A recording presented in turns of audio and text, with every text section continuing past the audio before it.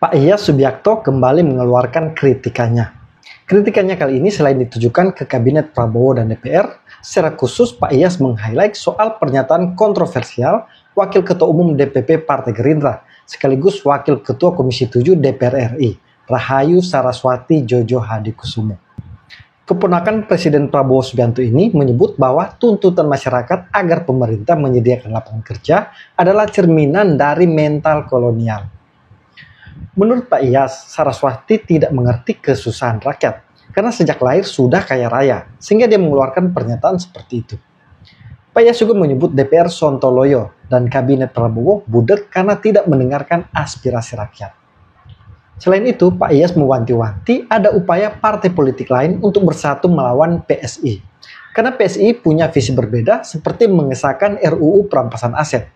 Untuk lebih jelasnya, saya akan tampilkan pernyataan Pak Iyas berikut ini. Tapi sebelum itu, saya awali dengan kritikan dari netizen yang tidak kalah pedas ke Saraswati.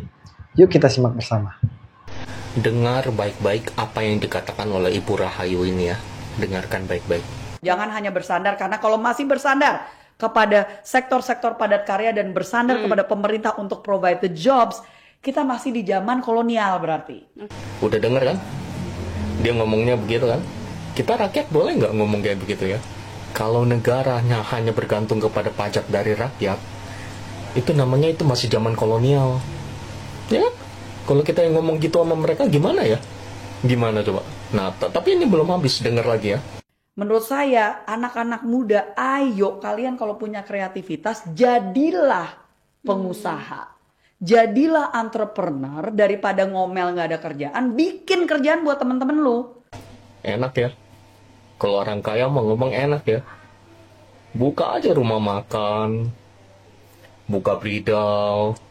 Pokoknya kamu bisa apa buka. Ya saya mungkin ya senyum-senyum. Tapi ini sebetulnya menyedihkan. Karena ini adalah sebuah gambaran nyata. Bahwa mereka, para pejabat itu. Sebetulnya nggak ngerti pikiran kesulitan rakyat kecil itu. Mereka nggak mengerti sama sekali. Ya Ibu Rahayu ini. Dia begitu ceprot, lahir, udah kaya raya.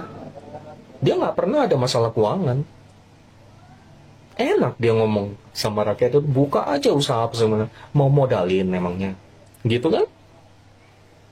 Menyedihkan sebetulnya. Mereka itu nggak ngerti sama kesulitan rakyat kecil. Sama sekali nggak ngerti. Kalian sudah baca berita artikel ini nih, ya.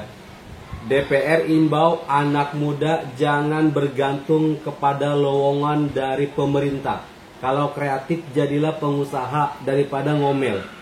Hah? Ini gak salah nih. Omongan kayak gini dilontarkan oleh seorang anggota DPR.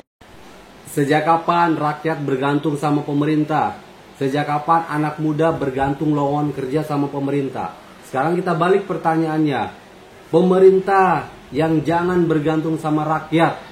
Kalian duduk di gedung DPR. Gaji kalian itu adalah hasil dari pajak-pajak rakyat yang dibayarkan kepada negara.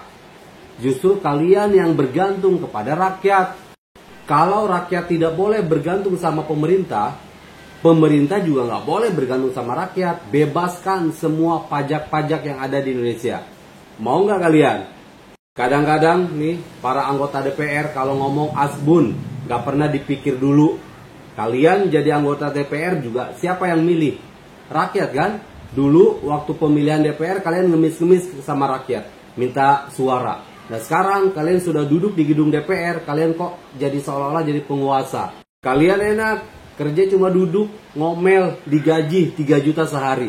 Rakyat, pikirkan, kalian dipilih oleh rakyat itu tugasnya apa? Tujuannya untuk apa? Untuk menyambung aspirasi rakyat, untuk mensejahterakan rakyat.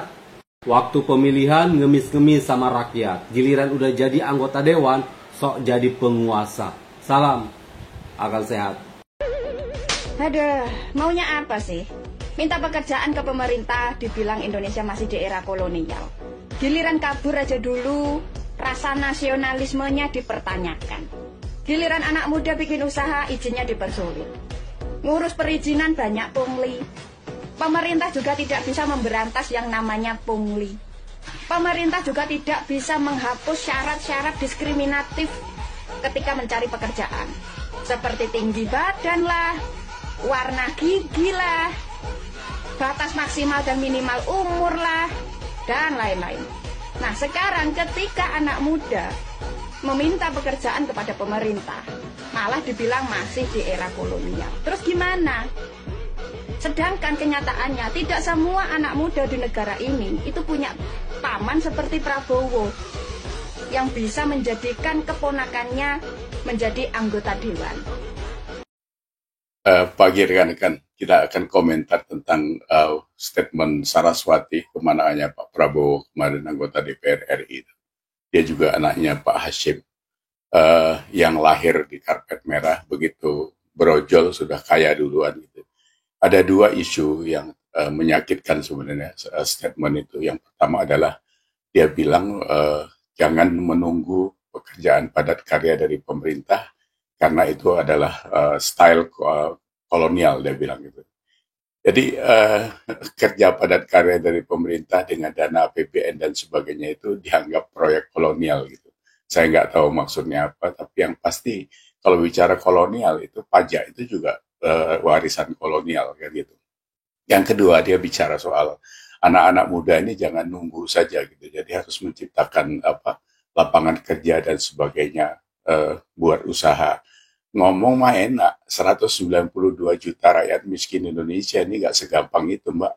Jadi dari mana modalnya, usaha apa yang harus dilakukan. UMKM aja yang kalian punya data 60 juta itu nggak jelas sampai sekarang kan. Datanya nggak jelas, programnya nggak jelas. Jadi memang ini serba kacau kita nih Sun. Kita tahu komentar apapun sekarang ini mereka tidak akan dengar karena memang ini saya julukin saja ini kabinet budek dan DPR Sontoloyo, menurut saya seperti itu. Lihat saja kemarin waktu mereka joget-joget setelah terima tunjangan 50 juta untuk rumah ya. Hal-hal lain yang menyakitkan itu sebenarnya bengok-bengok soal 1042 BUMN itu 52% itu merugi sebanyak 50 triliun setiap tahun. Kenapa itu nggak diberesin duluan begitu kan?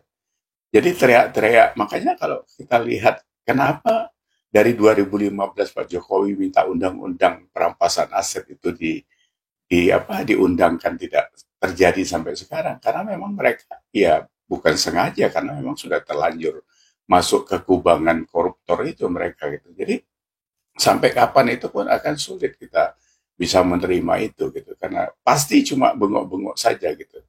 Nah, yang menyakitkan ini kan dalam situasi yang begini sakit, begini susah, rakyat ini di bawah ini seperti ini, itu mereka mulutnya nggak bisa ditahan. Mbok diem sedikit begitu supaya tidak memanaskan suasana. Ada yang kemarin ngomongin soal Menteri Sosial bilang anak sakit perut karena belum biasa makan enak. Apalagi kemarin yang satu lagi yang pedas di kuping itu.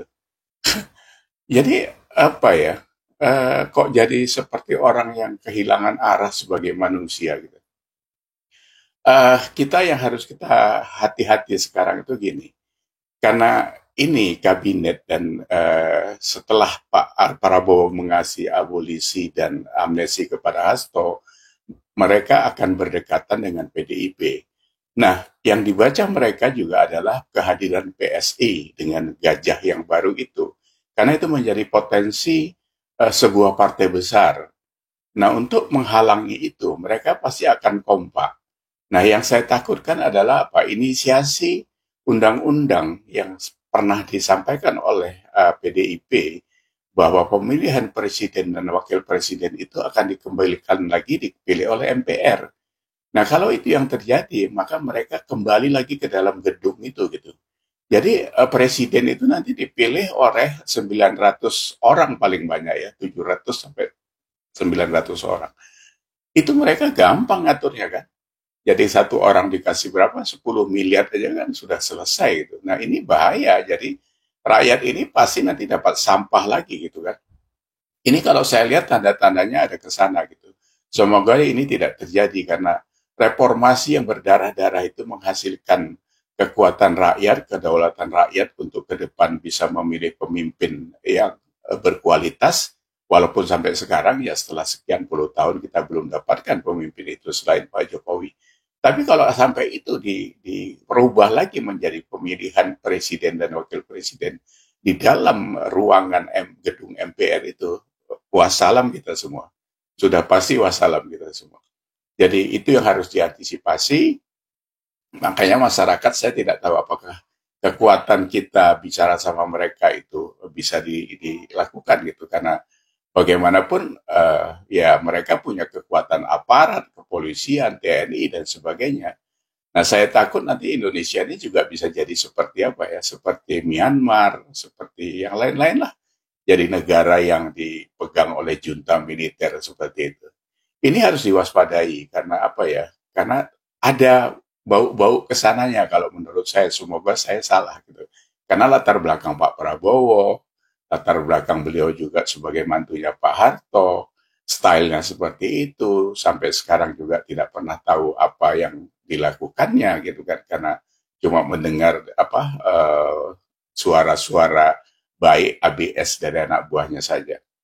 Nah, yang perlu menjadi catatan lainnya adalah seperti Saraswati kemananya Pak Prabowo itu, karena dia lahir di gedongan, tidak pernah bau lumpur, tidak pernah tahu bagaimana baunya comberan.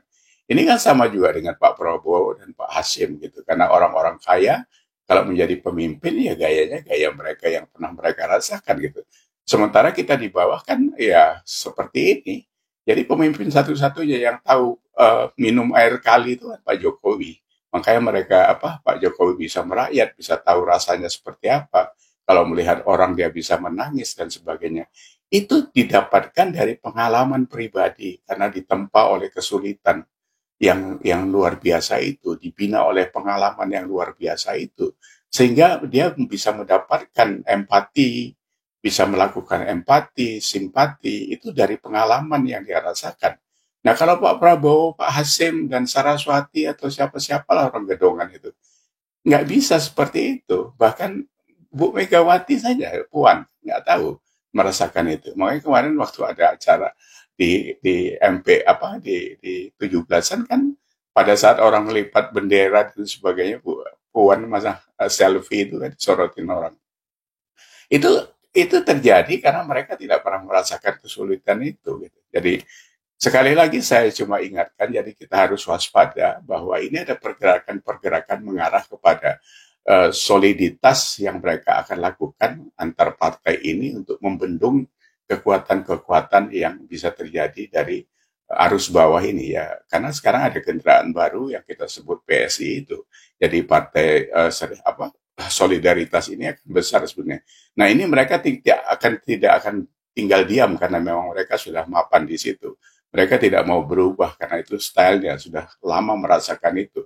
Memang ya negara ini pada akhirnya ya APBN semuanya dikorupsi. Mereka yang bergoyang dangdut di atas sana, kita yang nyendat-nyendat di bawah ini gitu. Ya, jadi rekan-rekan harus waspada itu, kita harus wise, tapi tidak boleh benturan apapun itu. Jadi sekarang ini lihat saja kan perilaku mereka, ya kita harus berjalan bagaimana semestinya di bawah ini, tidak perlu membuang-buang energi yang terlalu frontal kepada mereka. Mudah-mudahan waktunya akan tiba, semuanya akan baik-baik saja untuk Indonesia. Demikian saya pikir obrolan kita hari ini. Walaupun mereka tidak akan mendengarkan ini, kita tahu itu. Ya, terima kasih. Assalamualaikum. Saya setuju dengan Pak Iyas. Banyak anggota DPR memang tidak memahami kesulitan rakyat kecil, sehingga seenak saja memberikan komentar, termasuk soal RUU perampasan aset. Sebenarnya itu yang diharapkan masyarakat kecil. Tapi sampai sekarang DPR tidak pernah membahas, apalagi mengesahkan. Sama juga dengan Presiden Prabowo. Kalau benar ingin mendengarkan rakyat, sederhana, secepatnya sahkan RUU perampasan aset. Pak Prabowo kan ketua partai besar, anggota DPR-nya banyak, koalisi di DPR juga gemuk. Apalagi hambatannya? Rasanya tidak ada selain memang membutuhkan keberanian. Saya sebagai pendukung Prabowo Gibran masih tetap berharap RUU perampasan aset akan disahkan saat Prabowo masih menjadi presiden. Semoga saja. Terima kasih. Salam kontra narasi.